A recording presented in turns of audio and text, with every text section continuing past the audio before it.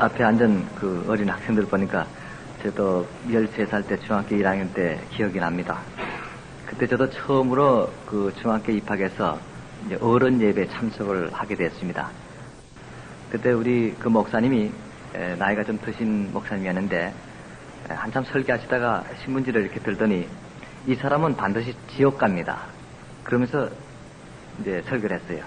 그래서 지옥 갈 사람이 어떻게 생겼나 해서 마치고 나서 목사님 그 지옥 갈 사람 사진을 좀 봅시다. 얼굴을 봅시다 하고 했더니 보여줘요. 보니까 어떤 서양 사람인데 이 파이프 담배를 입에 물고 성경책을 이렇게 보고 있는 그런 장면입니다. 그래서 이거 누구냐 하니까 당시 그 현대 신학의 아주 최거장인 발트라는 그 신학자였습니다. 그래서 저는 그 이름만 그냥 기억하고 그 발트라는 신학자는 목사이고 신학자지만 반드시 지옥 가는 사람이구나 하고 그 잠재 속에서 늘 기억하고 있었습니다. 그러다가 독일에 도착해서 보니까 그때 중학교 시절에 지옥 간다던 그분이 제 앞에 나타났습니다. 아주 저명한, 그때까지 살아계셨던 저명한 신학 교수였습니다. 그래서 그분과 처음 만났을 때 저도 모르게 그 얘기를 했습니다. 교수님, 제가 사실은 오래전에 우리 교회 목사님이 그 강단에서 설교하시다가 이 사람 반드시 지옥 갑니다 해서 보니까 당신이던데 그 강단에서 설교한 말은 그 진짜 될 것 같은데 혹시 지옥 가면 어떡하지요?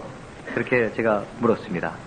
그때 갑자기 이 사람이 얼굴이 숙연해지더니 옷깃을 이렇게 단장하게 하고는 두 손을 모으고 가만히 있었습니다. 그래서 제가 나는 농담으로 했는데 이분이 진담으로 받아들였나 하고 해서 저 더 이상 말을 못하고 가만히 있었더니 그분이 하는 말이 참 이거는 심각한 교훈이다 하는 겁니다. 첫 마디가. 그걸 교훈으로 받아들인 겁니다. 내가 지금까지 2만 페이지가 넘는 책을 썼는데 그거 굉장한 책입니다. 2만 페이지라면. 그는 엄청난 분량의 하나님에 대한 책을 썼는데 혹시 그것이 하나님에 반대하는 내용이 있을지도 모르겠다. 그러니 그렇게 된다면 나는 지옥밖에 갈 수 없지 않은가.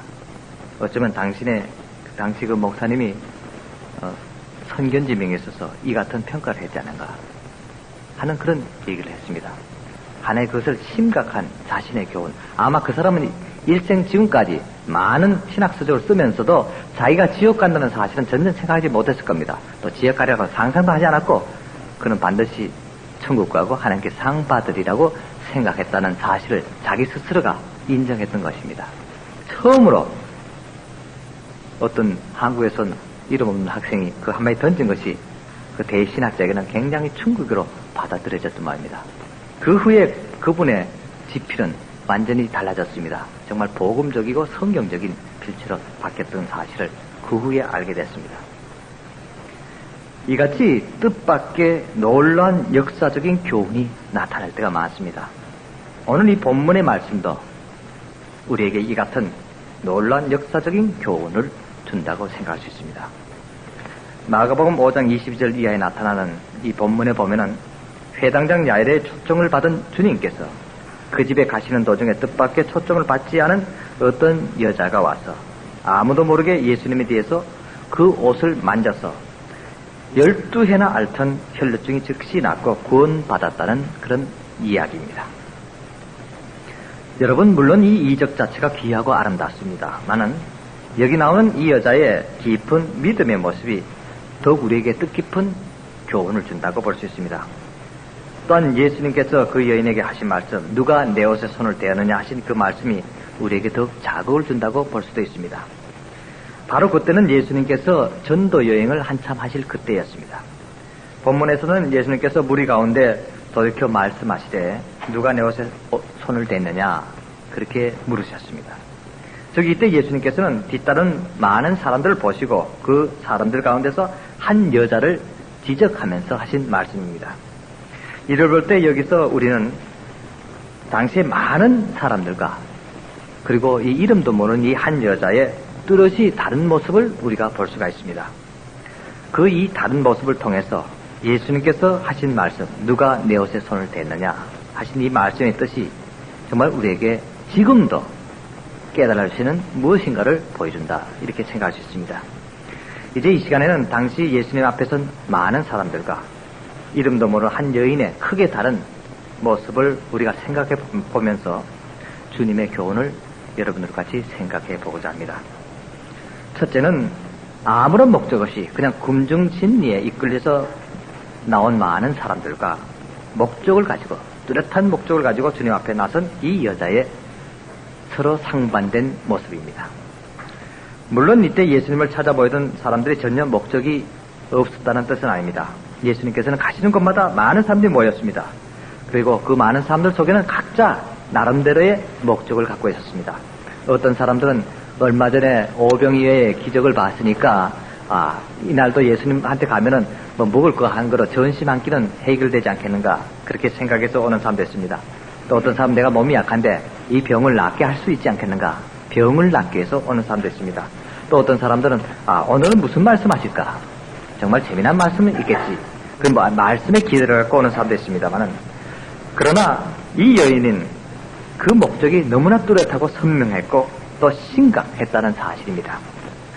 이들은 다만, 많은 사람들은 올라왔을 때는 군중심리에 이끌려서 온 사람들이 대부분이었습니다. 그들은 목적이 달성되어도 좋고 안 되어도 그만인 그러한 태도로 온 것뿐입니다.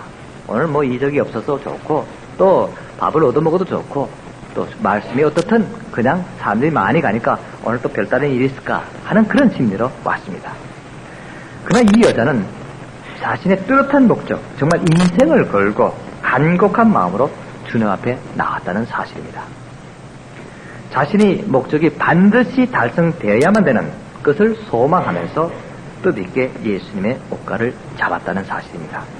이런 이 여자의 진지한 태도는 많은 사람들의 태도와 정말 상반된다고 볼 수가 있습니다. 여러분들 지금도 보세요. 지금도 많은 사람들이 예수님을 따라오고 있습니다. 주일마다, 또 오늘 주일이죠. 교회마다는 아마 많은 군중들이 예배에 참석하고 있다는 사실을 우리가 알 수 있습니다. 이들이 참석하는 목적은 여러 가지 이유가 있을 것입니다. 어떤 이유에서건, 어떤 개인적인 이유에서건, 또는 가정적인 이유에서건 간에 많은 사람들이 예수님을 찾으려고 애쓰는 것은 사실입니다. 그러나 보다 중요한 것은 이때 이 여자처럼 정말 인생을 걸고 나의 생명을 다 걸고 꼭 차지해야 되는 그런 목적을 갖고 오는 사람들이 과연 몇 사람이 되느냐 하는 겁니다. 오늘 내가 주일에 예배에 참석하고 예수님의 말씀을 들을 때 내 인생관이 달라지고 내 인생이 변화가 된다는 어떤 뚜렷한 목적을 가지고 온 분이 과연 몇 사람이 되느냐 하는 것을 우리가 한번 생각해 봐야 된다는 말씀입니다. 그 중국에서 문화혁명 당시에 이런 일이 있었습니다.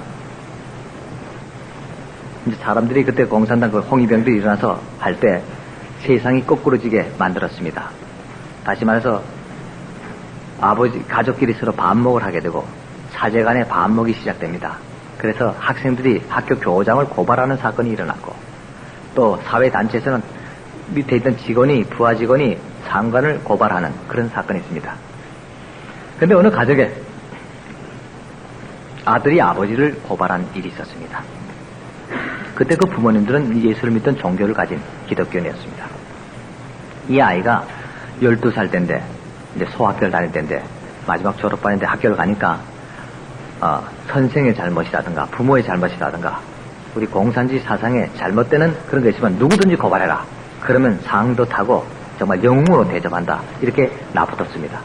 그렇게 되니까 뭐 조금이라도 자기 어른이 잘못된 것이면 아이들이 그냥 고발합니다. 고발장을 쓰고 뭐가 잘못됐어 했는데, 이 아들도 가만히 자기도 뭐 상을 타고 싶은데 가만히 생각해 보니까 자기 아버지 어머니가 매일 아침마다 기도하더라는 거예요. 그래서 거기서 고발장을 썼습니다. 우리 아버지 어머니는 매일 이렇게 기도하는데 이것이 반동분자의 모습이 아니고 무엇입니까? 하고 이제 갖다 냈습니다. 그러자 공안에서 와서 그 부모를 잡아갔습니다. 그래서 인민재판을 학교 마당에서 열게 됐습니다. 그 아들이 그 단위에 올라가서 그 교장이 안내서 올라가서 자기 고발장을 읽습니다. 저 동무들은 이제 부모가 아니죠. 저 동무들은 당의 명을 어기고 매일 아침마다 미신 같은 데다가 기도를 드린다. 그래서 이것을 인민 앞에 고발합니다. 그런 내용으로 고발장을 드렸습니다. 많은 사람이 숙연했습니다. 자기 친부모를 고발한 것은 그 마을에서 처음 있는 일이었기 때문입니다.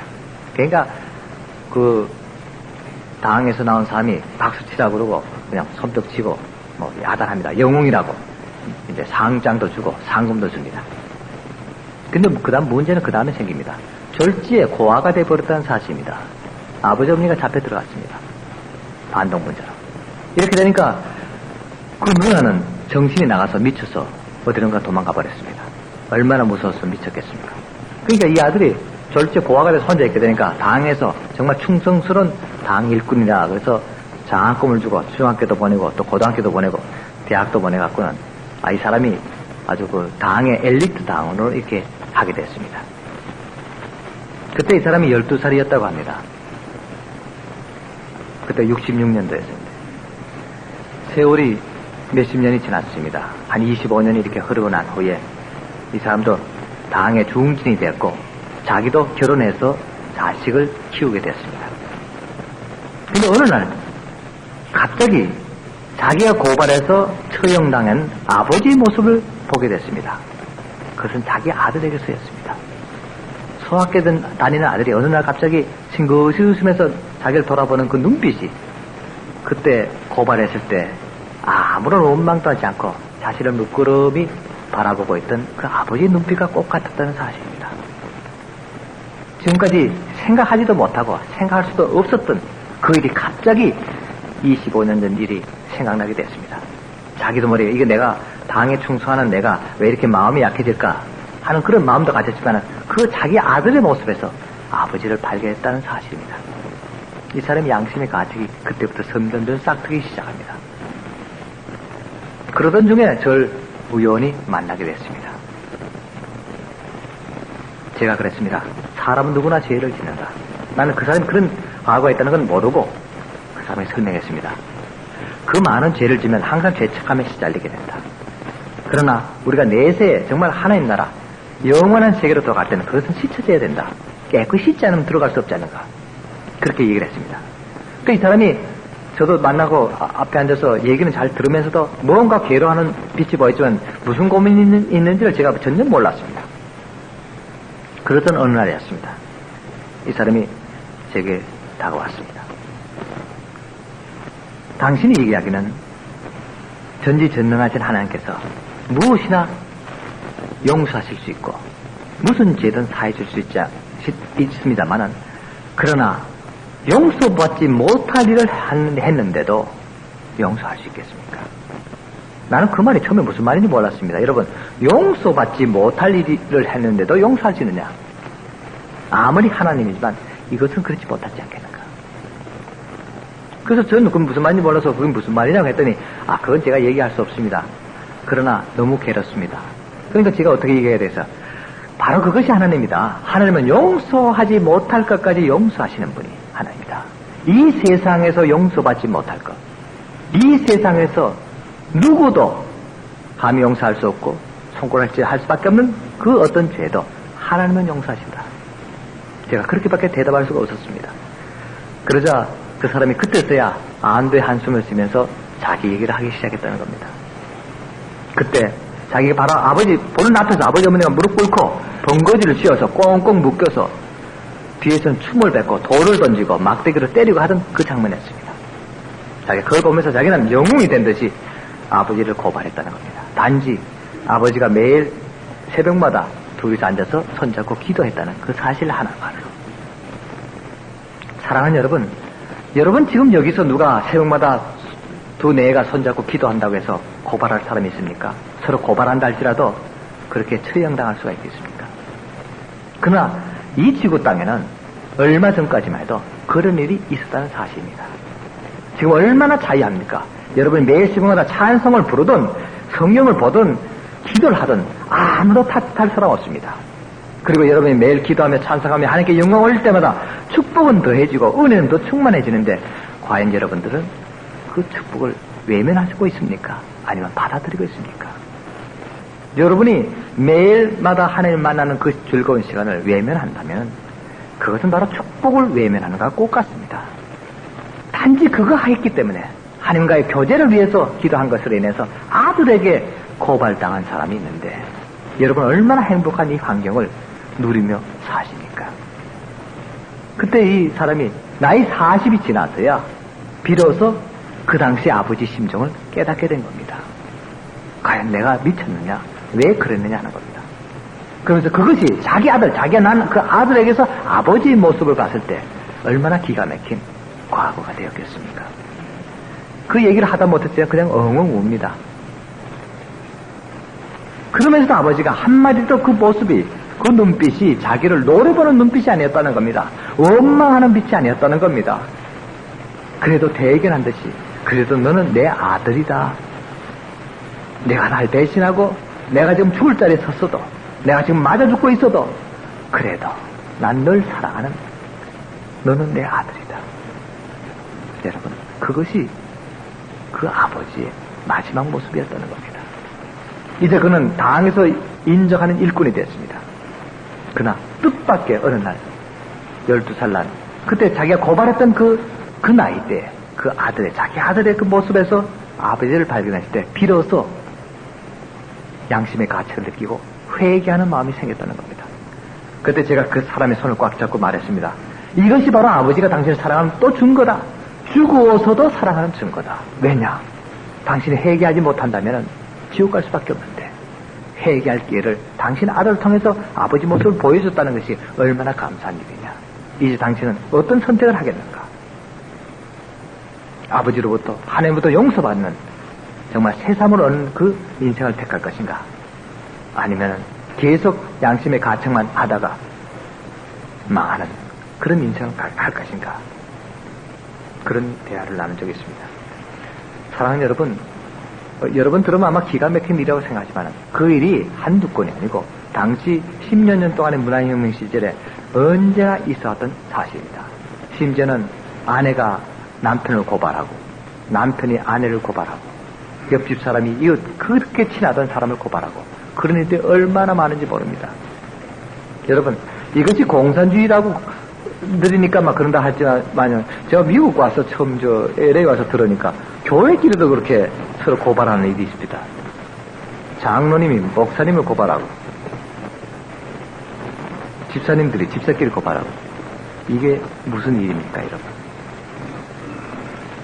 여러분, 우리가 하나님 자녀로서 그 축복받은 것을 행하지 못하고 누리지 못한다면 나중에 무슨 일이 나겠습니다? 큰일 납니다. 큰 환란이 난다는 사실을 알아야 됩니다. 아무리 교회가 크고 건물이 아름답고 좋은 옷을 입고 주님 앞에 따라서 예배 드린다 할지라도 그 영이 맑지 못하면, 하나님의 손, 그 영이 맑지 못한다면 우리가 하나님 앞에 어떻게 바로 설 수 있겠느냐 하는 겁니다. 여러분, 구약에 보면은 이런 얘기가 있습니다. 한 번은 여호수아가 하나님 앞에 섰을 때, 천국에서 하나님 앞에 바로 섰는데 누더기 옷을 입고 섰다고 그랬습니다. 그러니까 마귀가 옆에 서서 손가락질 하면서 이 죄상을 막 또 낱낱이 말합니다. 이 여호수아라면 모세보다 더 위대한 대제사장입니다. 그런 위대한 사람도 하나님 앞에 섰을 때는 누더기 옷, 그 누더기 옷이라는 것은 죄입니다. 온갖 죄덩어리에 묻혀 있다는 겁니다. 그렇다면 우리들은 어떻겠습니까? 그 훌륭하고 위대한 여호수아 그 정도라면 우리가 과연 하나님 앞에 섰을 때 깨끗한 아름다운 옷을 입고 설 수 있겠느냐는 겁니다. 죄 하나 없이 설 수 있겠느냐 하는 겁니다. 그렇다면 우리 생활 자체가 매일매일 돌이켜보면서 정말 회개하는 생활, 늘 기도하는 생활, 기도로서 내 죄를 씻는 그러한 생활이 되어야 되지 않겠느냐 하는 그런 말씀입니다. 문화혁명이 일어나자 주울레 수상이 어쩔 수 없이 수상이 돼서 이제 일을 하게 됐답니다. 저는 제 첫 번째 제자인 그분한테서 들어서 이게 이제 확실한 아마 정보가 될 겁니다. 한 번은 이제 전국에서 제일 큰 대학이, 제일 훌륭한 대학이 중국에서는 북경대학입니다. 이제 북경대학을 이제 문학의 첫 해, 그 다음에 이제 첫 해 난 그 다음에 이제 입학시험을 보는데 어떤 학생이 하나가 수석으로 입학을 했습니다. 근데 그 수석한 입학생의 점수가 얼마인지 압니까? 참 지금 여러분 들으면 놀랄 일이지만 사실입니다. 아무 답안지도 안 쓰고 자기 이름만 딱 쓴 백지를 낸 빵점 먹은 사람이 1등을 했어요. 그게 문화혁명이니까 성적 잘하고 100점 먹은 사람 다 떨어졌습니다. 자, 이 빵점 먹은 사람이 수석으로 입학해서 4년을 댕겼습니다. 그냥 졸업하니까 또 빵점으로 또 졸업한 겁니다. 시험 칠 때보다 또 백지를 써내는 겁니다. 그때 했어요. 그게 문화혁명이에요. 문화를 파괴하는 거거든요. 그래서 이 사람은 일본으로 유학 보냈습니다. 국비 장학생으로. 잘했다고. 그래서 일본 가서 2년을, 대학원 과정을 마친다고 이제 2년을 보낸 겁니다. 그 돌아오는데 이 사람이 막 얼굴이 싱글벙글해서 왔습니다. 그러니까 주울레 스상이 이제, 첫 일기 문화혁명 출신 학생이니까 일본 유학까지 갔다 왔으니까 무슨 상을 타고 왔는가? 자기가 상을 타고 왔다는 겁니다. 그래서 이제 가서 주울레가 이제 그 학생을 불렀습니다. 이제 앞으로 이제 거기 대학원까지 일본 대학에서 마치고 왔으니까 뭔가 이제 큰 일꾼이 되겠다 해서 데려와서 이제 봤습니다. 그러니까 요만한 아주 아름다운 나무 상자에다가 든 상인데 보니까 기가 막히게 조각한 이쁜 젓가락이었습니다. 젓가락 한 쌍을 그 대학에서 공부 잘했다고 축하한다고 졸업 축하로 그걸 준 겁니다. 이보라고 내가 가서 시험도 안 치고 공부도 안 해도 이렇게 상 받고 왔다고 자랑을 했습니다.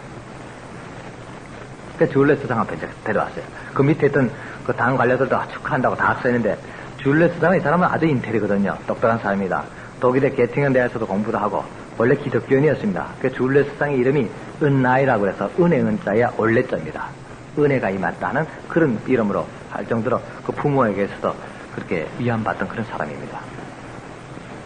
그러니까 이 사람은 벌써 알죠. 그 상의 의미가 뭔지. 여러분 그 젓가락 상의 의미가 뭔지 압니까? 응? 뭔지 알았어요? 예? 그러니까 그 젓가락 탁 들더니 이마를 딱 치면서 이 밥통아, 이게 밥통이라는 상이라는 거예요. 어? 너는 밥이나 먹을 줄 알지 아무것도 모른다 그 뜻이에요. 그 일본 사람이 그래서 젓가락을 준 거야. 너 이거 갖고 밥이나 먹어라. 중국 사람 젓가락으로만 밥 먹으니까 그런 일화가 남을 정도로 그 문화행위 그렇게 되었답니다. 그런데 당시 그 개혁파이던 유석이라든가 등소편 이 사람 다 쫓겨나는데 어째서 그럼 주울레만 유난히 살아남게 되느냐는 겁니다.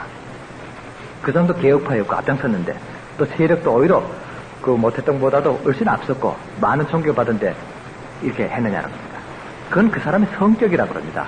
그를 보좌하던 그분이 이제 얘기가 그래요. 이 주울레 스상은 그 많은 적군 속에서도 심지어는 장개석이 반대 아닙니까? 장개석한테도 좋은 평가를 받았답니다. 평생 동안 적이 없었대요. 아주 참 특별한 성격입니다. 그 사람이. 적 편에서도 친구가 됐고 자기 편에서도 왜 권력 투쟁하면 항상 그렇게 의론됐는데 이 사람은 항상 다 친구니까 이 편이야 저 편이야 다 조언하니까 늘 살아남았다는 겁니다. 그래서 그 이유가 뭐냐고 제가 물어봤습니다. 그 사람 보고 했더니 원래 그 분이 그 주울레 사람이 청나라 말기에 아버지가 아전이었답니다. 우리나라 치면 원님 밑에서 일하는 그 아전이었답니다. 근데 그분의 형 되는 분이 이제 골원님 같은 현감으로 일을 했답니다. 그래서 그 아버지 가만히 생각하니까 그 아들이 똑똑하니까 내 밑에 뒀다가는 이 아들이 아전 밑에서 자라서 무슨 출세하겠는가 해서 그 아버지 자기 형님한테다가 양자로 보내버렸습니다. 예. 아무래도 현감은 좀 나으니까. 거기 가니까 거기 사촌들이 있지요. 하니까 이 사람이 거기서 살아남을 길은 그 하인들한테도 잘해야 되고 또 윗사람들 잘해야 되니까 그 중간에 끼어서 거기서 처세술을 배운 겁니다. 그때부터. 그러니까 다 적을 만들면 안 되겠다 이렇게 생각한 겁니다. 그 어릴 때부터 한 7, 8살 때부터 그것이 습성이 돼서 나중에 그 공산당에 입당해서도 그 같은 일을 처지하지 않았는가. 그 사람이 원래 마음이 그렇게 됐다. 근데 그런 얘기를 한 적이 있습니다만 아무튼 간에 그 중에서 유일하게 바른 말하고 또 이렇게 다들 칭찬한 이 우등생을 갖다가 이마에 젓가락을 때리면서 이 밥통아, 바로 이게 이 젓가락은 밥통이라는 뜻이다 하고 그걸 분지러 버릴 정도로 그렇게 당당한 그런 사람이었다고 합니다. 아무튼 간에 그 당시 그 얘기를 들어보면 정말 한심했습니다. 한 번은 제가 어느 삼자교회라고 중국에는 교회가 2가지가 있습니다. 하나는 공산당에서 인정한 교회가 하나 있고 또 하나는 비밀 지하교회입니다. 그래서 제가 한번 또 그쪽 교회 목사님하고 우연히 중국 목사님하고 알 기회가 있어서 제가 한번 갔더니 한번 말씀을 전하라고 그래요. 그래서 첫날은 내가 어떻게 하는가 몰라서 어떻게 해야 될지 몰라서 가만히 서 있었더니 그분이 이제 그때가 이제 문화혁명 끝나고 난 후니까 이제 등석병 씨가 이제 집권할 때인데 올라서더니 중국 목사님이 뭐라고 하나 했더니 오늘 이렇게 맑은 날씨에 예배 드리게 된 것을 공산당 여러 동지에게 감사하고, 그 다음엔 또 우리 위대한 등서평등제에 감사하고, 뭐 그렇게 나가요, 시도가. 근데 하나님께 감사한 다음에 없어요. 그러면서 이제 끝나는 겁니다. 야, 참 예배 치고는 그렇다. 그럼 나도 저렇게 해야 된다면 내가 못하겠는데 하고 이제 있었습니다. 근데 그 다음 오후 예배를 보는데 제가 했죠. 나는 그냥 거두절미하고 일어서서 그랬죠. 아침에 여기 목사님이 서론을 다 얘기했으니까 그건 절미하고 저는 본론부터 얘기했습니다. 그리고 이제 얘기를 하고 끝나고 나오려고 하는데 바로 제일 앞에 어느 할머니 옆에 한 7살 먹은 아이가 쪼그리고 앉아있어요. 근데 그 중국에서는 아이들은 교회 못 다니게 하거든요. 20살 넘어가야 교회 다닐 자격이 있습니다. 왜냐면 어린아이들이 교회 가면은 벌써 사상적으로 바뀔 수 있다 그래갖고는 그건 절대 못 다니게 합니다. 그래서 유년지대학교라든가 중고등부가 중국에는 없습니다. 그래서 근데 거기서 조그만 애가 그래 앉아있길래 이상하다 해서 이 사람 이 아이는 어떻게 허락했느냐고 제가 물었습니다. 그때 그 목사님이 하는 말이 그게 아니고 얘는 부모가 없는 고아인데 우리 여기서 지금 교회에서 키웠다는 거예요. 그 7살 때도. 그래서 그럴 수밖에 없다는 겁니다. 그때가 막 문화혁명 끝난 직후였으니까. 그런데 이제 그럼 그 애가 왜 고아가 되느냐 하고 물었습니다. 그 문화혁명 말기 때에 아주 다정하게 살던 부부가 있었답니다. 근데 그 아내가 만삭이 돼서 이제 곧 아기를 낳게 될 그런 입장이 되는데 당에서 무슨 뭐 사상이 불순한 남편이나 아내가 있는가 뽑아라 하는 지시가 자꾸 내려옵니다. 그래서 이 남편도 뭐 상도 타고 진급도 하고 싶은 생각에서 가만히 보니까 자기 아내가 기독교인이었다는 겁니다. 그게 예수 믿는 사람이거든. 그래서 그걸 고발했습니다. 고발하니까 이혼이 당선되고 내쫓으라는 겁니다. 그래서 만삭이 돼서 처단돼 만삭이 돼서 그만 집에서 쫓겨나게 된다. 추운 겨울날인데 밤중에 그냥 무조건 공안부에서 오더니 나가라고 하니까 할 수 없이 나왔습니다. 한밤중 12시가 넘은 밤중인데 눈은 거리에 지금 내리고 있는데 아무 옷까지도 가지 않고 걸어서 나오다가 꼭 죽게 됐습니다. 이 부인이. 그러니까 문이 닫힌 그때 이제 그 문화혁명 때 전부 다 교회문이 다 닫혔습니다. 아무도 못 들어가고 그 당시 10몇 년 동안을 교회를 갖다가 무도장으로 만들었답니다. 이 춤추는 그걸 하고 피아노를 갖다가 이제 악사들이 치고 그렇게 했답니다. 그런데 거기에 이제 가게 됐습니다. 내가 죽기 전에 교회 문 앞에라도 가서 거기서 죽어야 되겠다. 그런 마음으로 이 부인이 그 무거운 몸을 이끌고 밤중에 이제 교회를 향해 오다가 그만 쓰러졌습니다. 교회 문 앞에 거의 가까이 와서 쓰러졌어요. 큰 길에서. 새벽녘이 돼서 이제 장사하는 사람들이 나가다 보니까 길 한가운데서 애기 울음소리가 들리는 겁니다. 앵앵거리고 그렇습니다. 보니까 웬 부인이 빨가벗은 채로 죽어 있는데 옷을 다 벗어서 그 갓난애기를 다 싸주고는 죽어 있더랍니다. 꽁꽁 얼어서. 그러니까 그 부인이 애기를 낳고는 그 애기가 얼어 죽을까봐 자기 옷을 다 벗어서 애기를 입을 좀 똘똘 말아놓고는 세상을 떠난 겁니다. 그걸 지나가던 그 할머니들이, 그러니까 교회 다니던 그 교인들이 그걸 보고는 그 아기는 아직 살아있으니까 걷어와서 그렇게 키우게 됐다. 그래서 이 아이가 이제 6살이 됐습니다. 지난해 그런 일이 있다는 겁니다. 애가 크니까 왜 우리 엄마는 없느냐는 거예요. 우리 아빠도 없고 엄마도 없느냐는 거예요. 그러니까 그 할머니, 키운 할머니가 내가 엄마다니까 어떻게 왜 그렇게 늙었냐고, 할머니라고 아니라는 거예요. 그래 하도 떼줬으니까 거기서 그러면 얘기해주자. 얘한테 솔직하게 얘기해주자 그랬답니다. 그래서 그 아이를 불러놓고 얘야, 사실은 네 엄마가 널 너무너무 사랑해서 네가 얼어 죽을까봐 대신 얼어 죽었다. 그렇게 얘기를 했답니다. 그러니까 그 아이가 그럼 우리 엄마 무덤에 좀 가보고 싶다고 어디 가서 누워 자는지 그걸 알려달라고 그랬어요. 죽었다는 말은 모르니까 내 엄마는 그 땅속에서 계속 자고 있다가 네가 훌륭한 사람 되면 나타난다. 그렇게 얘기를 해준 겁니다. 그럼 가보겠다는 거예요. 가서 이제 무덤 앞에 할수 데리고 갔습니다. 데려가니까 그 무덤에 그때도 겨울날이었는데 이 아이가 그 무덤 앞에 갔더니 이 안에 엄마가 있냐 그래요. 그러더래요. 근데 이렇게 추운데 바깥에 이렇게 놔두면 어떡하냐고. 그 애가 그러면서 갑자기 자기 옷을 다 벗어서 그 무덤에다 덮더랍니다. 하나씩 하고 나중에는 팬티까지 다 벗고 알몸이 돼갖고 다 벗어놓고는 그 앞에서 눈물을 뚝뚝 흘리면서 엄마 아직도 춥지요. 얼마나 추워요. 그때도 엄마가 추워서 얼어 죽었지요. 이제 내가 있으니까 내 옷 다 벗어 드릴 테니까 엄마 이제 안 춥지요. 안 춥죠. 그러면서 그냥 이 아이는 오돌오돌 떨면서 울면서 자기 옷을 덮어주면서 그렇게 울더랍니다. 사랑하는 여러분, 이것이 사랑입니다. 자기 자식을 위해서, 자기 자식을 사랑하기에 목숨이 아깝지 않다는 겁니다. 얼어 죽는 것이 아깝지 않다는 겁니다. 그 사랑을 이 6살 난 아이가 인식하고 깨달았다는 사실입니다. 얼마나 고귀한 일입니까?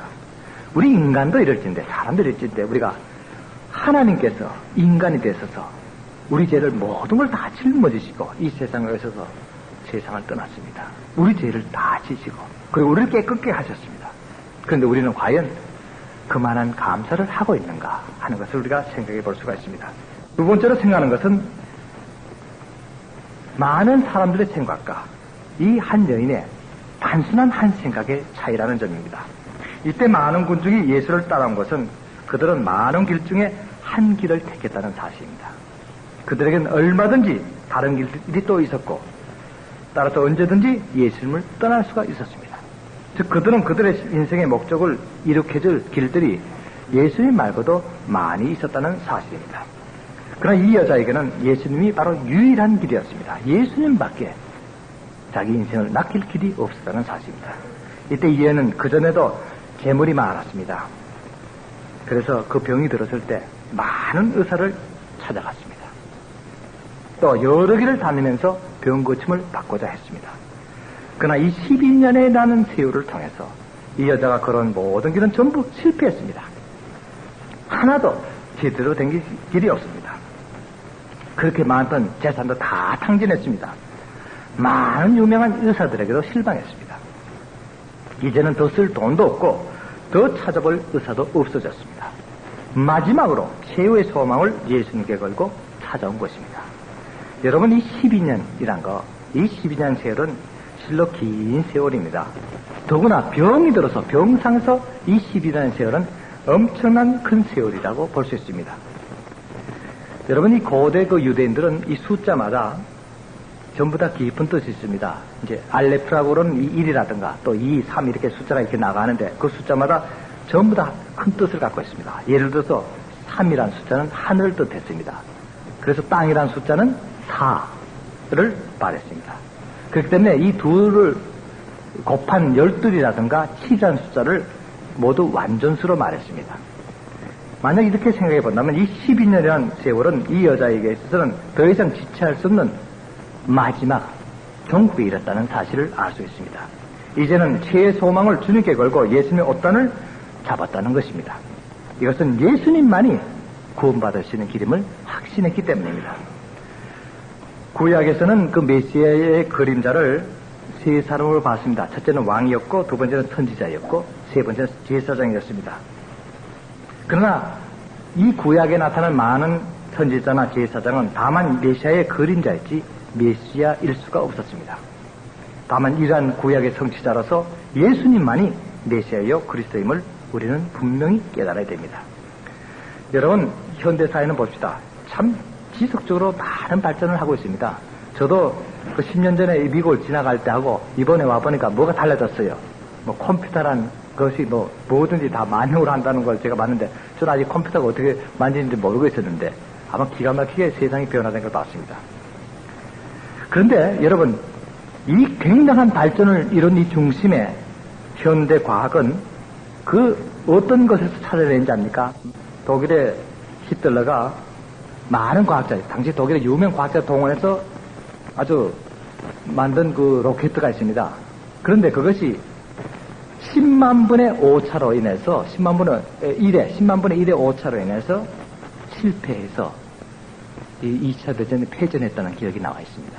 다시 말해서 99.9999999는 됐는데 그 마지막 작은 일 하나가 실패했기 때문에 완전히 패전했다는 그런 사실입니다.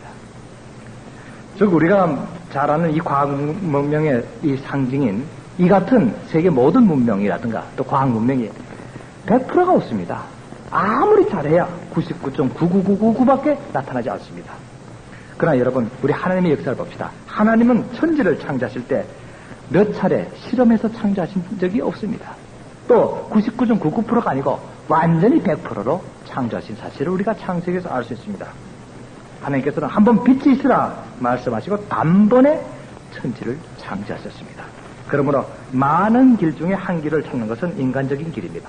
그러나 한 길에서 해결을 얻는 것은 하나님적인 길임을 여러분 아셔야 됩니다. 이와 같이 이때의 군중들의 길은 인간 예수를 찾는 길이었으면 이 여인의 것은 하나님적인 예수를 찾는 길이었습니다. 여러분 지금도 우리가 예수를 믿는다고 하면서 교회를 찾아오는 많은 사람들 중에는 예수님 외에도 얼마든지 다른 길을 가진 분들이 많이 있을 줄 압니다. 어쩌면 우리들 자신인지 모릅니다. 여러분 이 교회 찾아오면서 예수님만이 내 인생의 한 길이다 그렇게 생각하시고 이곳에 왔습니까? 아니면 다른 길 중에 교회에 나와서 좀 위로나 받아보려고 그냥 찾아왔습니까? 마음의 평안을 얻기 위해서 찾아왔습니까? 예수를 존경하고 경배하지만 예수님은 절대적인 구주로 믿지 않는 분들이 아직도 많습니다. 이런 분들은 아무 때나 예수님을 떠나갈 수 있는 분들입니다. 여러분 그 독일의 현대신학 중에서 예수를 부인하는 신성을 부인하는 그런 이론들이 많이 나타납니다. 이것이 만약 교회에 들어온다면 이것이야말로 우리 교회의 큰 위기인 줄 우리가 압니다. 이런 위기에서 우리는 다만 베드로가 고백한 것처럼 천하 인간의 구원을 얻을 만한 다른 이름을 우리에게 주신 일이 없다는 확실한 신앙을 지킬 때만이 주님의 구원의 길에 넘어설 수 있다는 사실을 우리는 깨달아야 됩니다. 한 번은 제가 한국에서 첫 번째 크리스마스 성탄절을 제가 잊을 수가 없습니다. 그때 제가 처음 부임한 첫 해이기 때문에 먹을 것이 그렇게 없었는데 그래도 10월 둘째 주고부터 한 달 반 동안 우리가 성탄절 연습을 하자고 해서 제가 성가대도 조직하고 또 연극도 대사도 써서 연구하고 굉장히 목사가 연출돼야 되고 성가대 지휘돼야 되고 다 해야 될 때가 처음에 그 목회를 들어갔더니 그래서 성가대도 만들고 이렇게 하고 했는데 그러니까 아이들이 이제 우리가 한 100명 이렇게 넘었으니까 이 아이들이 나가서 이제 성탄절 24일 날 축제를 하니까 이웃 마을 애들에게 이제 건강한 마을에 사는 애들한테 가서 이제 선전을 했습니다. 야, 이번에 우리 교회 목사님이 오셨는데 연극도 하고 노래도 하고 요절 암송도 하고 별도 육동도 하고 춤도 추고 다 하니까 오늘아 굉장히 재밌다. 그냥 그랬습니다. 그러니까 그 동네 아이들이 뭐라고 하냐면 4월 초파일 날 되니까 절에서 나와서 부처님 생일하고 떡도 나눠주는데 그럼 너희들 예수님 생일에 가면은 떡도 주냐? 이렇게 물었습니다. 그러니까 이 애들 가만히 생각하니까 사실은 먹을 것도 변변찮지만은 이제 그 말에 지지 않게 해서 야 떡보다 더 좋은 거 준다. 한번 와봐라. 이렇게 그랬습니다. 진짜네 하니까 우리 목사님 얘기를 하는데 예수님은 뭐든지 가능하다 하더라. 뭐든지 된다 하나. 그러니까 될 거라고. 그 선전했으니까 24일에 늦춘 소문 들었죠. 애들 그렇게 전도하고 댕겼다고. 우리 애들은 한 100명 정도밖에 안 되는데 그날 아이들이 한 350명이 왔어요. 이웃마을에서 다 온 겁니다. 그런데 이제 그 큰 애가 오더니 자기들이 이거 거짓말 하면 안 되는데 어떡하죠? 그래. 뭐냐 했더니 오면 떡보다 더 좋은 거 준다 그랬는데 그 떡보다 더 좋은 거는 소고기 국밥인데 이걸 줄 수도 없고 큰일 났다 그런데 그래서 나도 그렇죠. 야 큰일 났는데 야, 최소한 라면 한 봉지씩 사다가 끓여준데도 한 봉지에 그 당시 100원씩 했으면 이게 35,000원이 필요한데 야 그 돈 아무리 봐도 안 되거든요. 그때 우리는 한 주일에 헌금을 560원, 600원 이렇게 나왔는데 그것도 이제 헌금 거둘 때 여기는 이렇게 통에다 넣습니다만 여기는 헌금을 넣는다 그러죠. 우리는 헌금을 뱉는다 그럽니다. 이 팔이 심상치 않으니까 꺼내서 내릴 수 없으니까 들어올 때부터 입에다가 동전을 딱 물고 있습니다. 그래서 헌금 시간 되면 이렇게 걷어가면 탁 이렇게 뱉어요. 하나씩. 그럼 탁탁 이렇게 떨어져서 이제 쭉 나갔는데 이거 헌금 뱉은 것도 얼마 안 되는데 그걸로는 한 달 돼야 몇천 원밖에 안 되는데 다마 깨어지고 이거 하나 몇 개 사오면 다 없어지니까 이거 큰일 났다. 이제 이 350원 되면 어떻게 먹여야 되는가 이렇게 생각하고 있었습니다. 그러고 있는데 그날은 닥쳐왔습니다. 시간은 그런 날이 그렇게 생각할수록 빨리 와요. 이게 앞이 자꾸 빨리 와요. 그래서 이제 7시부터 이제 저녁 숙제가 시작해서 간단히 예배 드리고 아이들 와서 이제 나와서 히브리어로 성경도 암송하고 또 헬라어로도 암송하고 하니까 저기 무슨 말이냐 그래서 천국 방언이자 이제 애들 그러면서 이제 했습니다. 하고 연극도 하고 이제 합창도 하고 다 했는데 우리가 3시간 정도 했어요. 그걸 얼마나 길게 했는지. 한 11시쯤 되니까 끝나는데 끝날수록 이제 초조해지기 시작합니다. 그때까지 아무것도 없어요. 하늘만 쳐다봐도 없고 내려오는 것도 없어요. 마지막 순서를 마쳤습니다. 제가 이제 폐의 기도를 할 차례입니다. 우리 애들은 앞에 앉았다 다 조용합니다. 뒤에 앉았던 그 동네에서 온 아이들은 전부 다 이제 뭐 생기는가 마치나면 이제 선물 보따리 받으려고 이제 눈이 동그랗졌는데 제가 기도를 하게 됐습니다. 기도합시다. 다 무릎 꿇고 이제 기도합니다. 제가 이렇게 기도했습니다. 하나님, 지금 이 순간 저희들이 필요한 것을 하나님은 아십니다. 그러나 저희들이 그것을 바라지는 않습니다. 하나님의 뜻이 어디 있는지 그것을 모르기 때문입니다. 우리가 필요한 것을 지금 주셔도 좋고 안 주셔도 저희들은 하나님을 찬양하며 감사할 뿐입니다. 그러나 하나님께서는 저희들을 버리시지 않을 줄 믿습니다.